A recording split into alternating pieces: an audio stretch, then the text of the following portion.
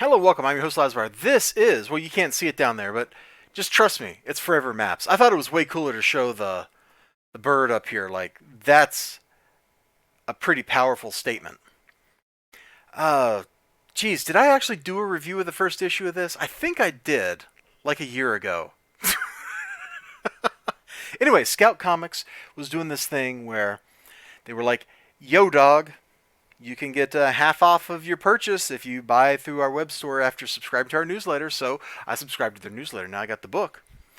Forever Maps, if I remember right, was being published as you can get a single issue and then the trade. So I bought the single issue on whimsy, and then I bought the trade because it was half off. And half off of $12.99 is like $6.50.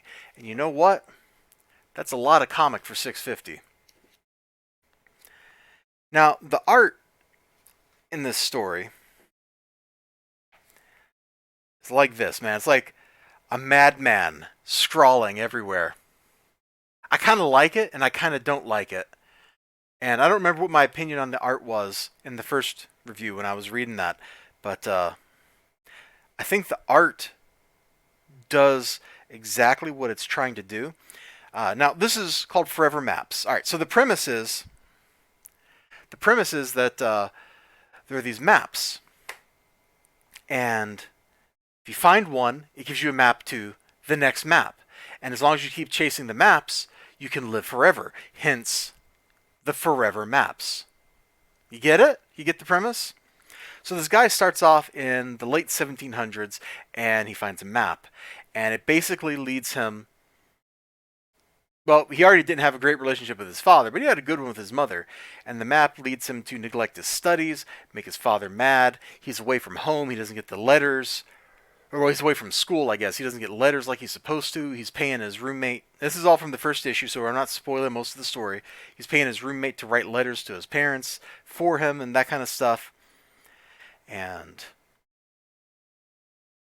he's chasing the maps. It's an obsession.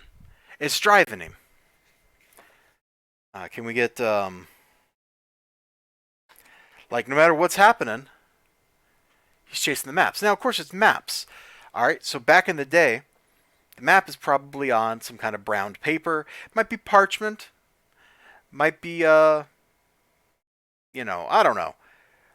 Some non very well cured paper. Like the map is going to look kind of like this. That's what paper tended to look like for, well, hundreds, thousands of years. That's just how paper looked. I don't need these notes, so I'm going to just chuck them. Now the art, the paper. If you look, it's black ink, and it looks like it's on that kind of paper. Amazing how that goes. So this guy lives for a long time, and he finds things he likes, things he loves, things he wants to hold on to. So now, it's does he go after the maps and abandon the things he wants to keep? Does he keep going with the things he likes and then not get the maps? What happens if he doesn't get the maps? Does he just drop dead? There's that tension there. And I'm trying not to show you too much of this book because I don't want to ruin it too much. This guy does live long enough that he makes it into like the modern age, and you can see we're actually getting splashes of color that aren't that ink on the brown parchment paper. As the book goes on and we move into more and more modern eras, we get more and more other colors showing up. I thought the use of color was very evocative, very powerful. I guess maybe that's not always true because back here towards the beginning there was like some of that kind of cool blue. But in general, like as you move towards the later parts of the book, you get a little more oomph to the pictures. You can see there's like some depth to the color here. There's like the hints of yellow, brown. You got the gray buildings in the background, you know? It's not just the black and white on the parchment. It's super it has to be planned out. That had to be like a deliberate design decision. Oh, I whacked the camera. I apologize. That had to be a deliberate decision. Like as this goes on and gets into the future, it's gonna become more like photographs. Because in the future, you know, today, if you were to buy a map, I'm looking around. Do I have a map? No, I don't know where my atlas is. It's probably down in the basement. But if you bought like a went out and you bought like a road map or something, it would have a lot of colors on it. If you went out and bought a world atlas, it would have a lot of colors in it. You know, the ocean would be blue for crying out loud. So we start picking those colors up in more modern eras. It's great.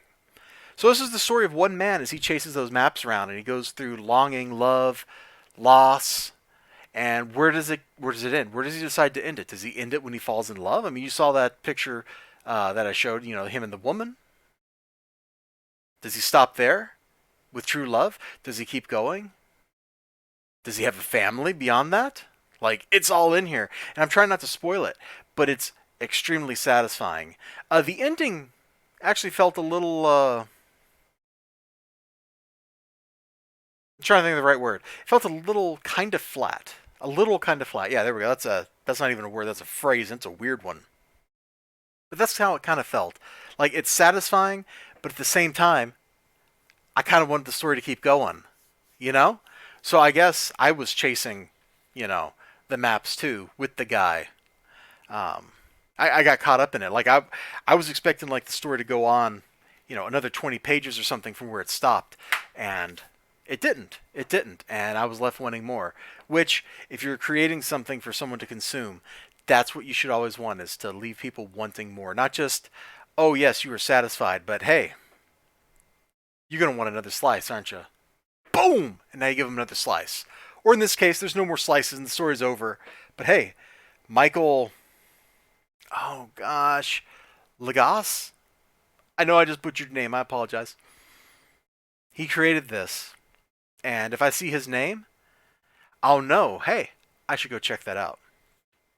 All right, I tried not to show you very much of the book, just enough to get like the point across.